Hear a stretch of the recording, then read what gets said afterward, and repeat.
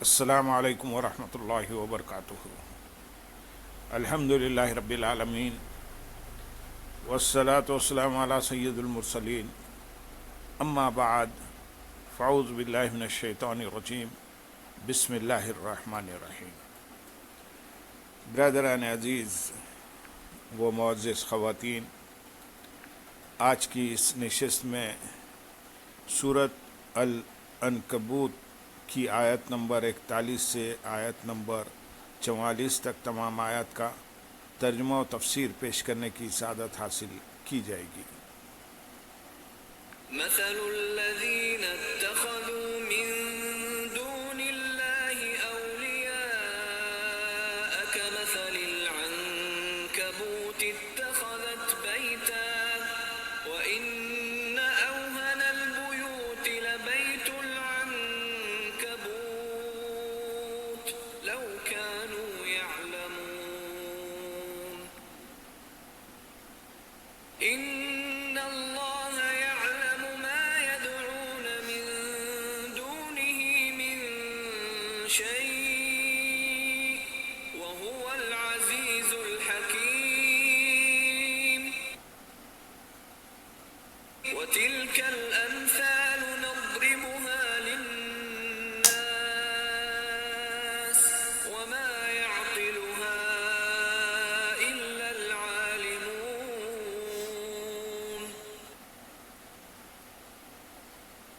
خلق الله السماوات والأرض بالحق إن في ذلك لآية للمؤمنين اتل ما أوحي إليك من الكتاب وأقم الصلاة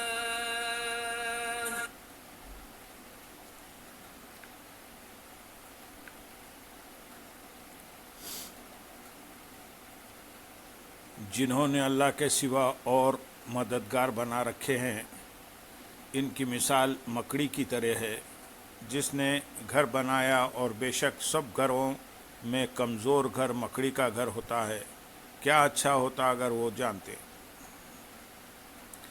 یعنی وہ لوگ جنہوں نے اللہ تعالیٰ کو واحد معبود ماننے کی بجائے بتوں کو معبود بنا رکھا ہے اور ان کے ساتھ امیدیں وابستہ کی ہوئی ہیں، اور در حقیقت ان بتوں کے عاجز بے اختیار ہونے کی مثال مکڑی کی طرح ہے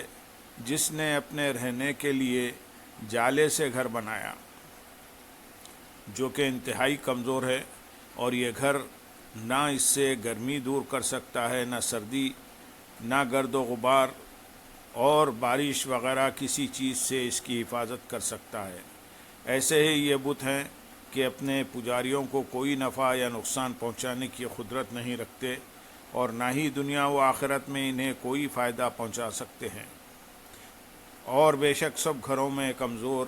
گھر مکڑی کا گھر ہوتا ہے، اور ایسے ہی سب دینوں میں کمزور اور نکما دین بت پرستوں کا دین ہے۔ کیا ہی اچھا ہوتا اگر وہ بت پرست یہ بات جانتے کہ ان کا دین اس قدر نکما ہے۔ حضرت علی المرتضیٰ کرم اللہ تعالیٰ وجہہ الکریم فرماتے ہیں، اپنے گھروں سے مکڑیوں کے جالے دور کرو، کیونکہ انہیں گھروں میں لگا ہوا چھوڑ دینا داری کا باعث ہوتا ہے، چھوڑ دینا ناداری کا باعث ہوتا ہے۔ آیت نمبر 42 میں ارشاد ہے، بے شک اللہ جانتا ہے اس چیز کو جس کی وہ اللہ کے سوا پوجا کرتے ہیں، اور وہی عزت والا حکمت والا ہے۔ یعنی بت پرست اللہ تعالیٰ کی عبادت کرنے کی بجائے جس چیز کی پوجا کرتے ہیں، اللہ تعالیٰ اسے جانتا ہے کہ وہ کچھ حقیقت نہیں رکھتی، اور اللہ تعالیٰ ہی عزت والا حکمت والا ہے۔ تو کسی عقل مند انسان کے شایان شان یہ بات کب ہے کہ وہ عزت و حکمت والے قادر اور مختار رب تعالیٰ کی عبادت چھوڑ کر بے علم اور بے اختیار پتھروں کی پوجا کرے۔ آیت نمبر 43 میں ارشاد ہے،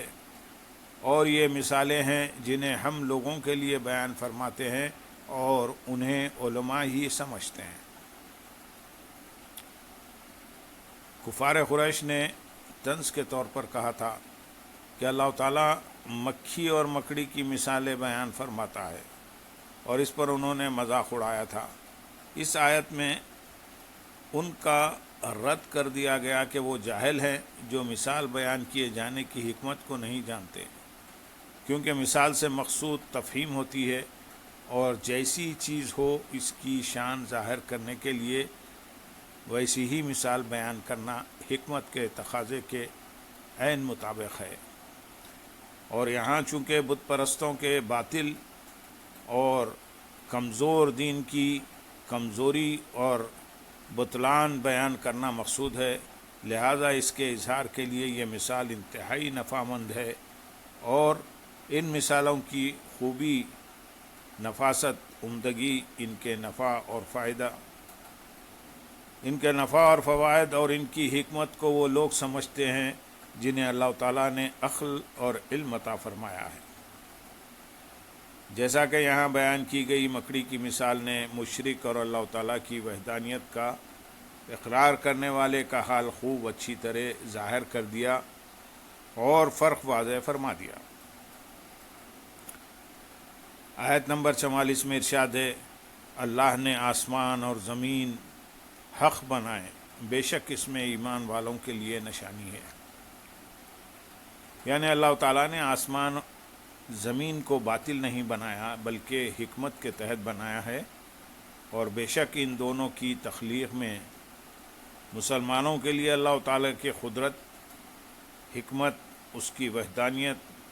اور اکتائی پر دلالت کرنے والی نشانی ضرور موجود ہے۔ یاد رہے کہ آسمان و زمین کی پیدائش پر غور کر کے اللہ تعالیٰ کی معرفت صرف مومن ہی حاصل کرتے ہیں، اس لیے یہاں انہی کا ذکر ہوا کہ اس میں مومنوں کے لیے نشانی ہے، ورنہ عمومی طور پر یہ سب کے لیے عبرت ہیں۔ اللہم صلی علی سیدنا محمد وعلی آل سیدنا محمد وبارک وسلم، وآخر دعوانا ان الحمدللہ رب العالمین۔ سبحان ربک رب العزت عما یصفون، والسلام علی المرسلین۔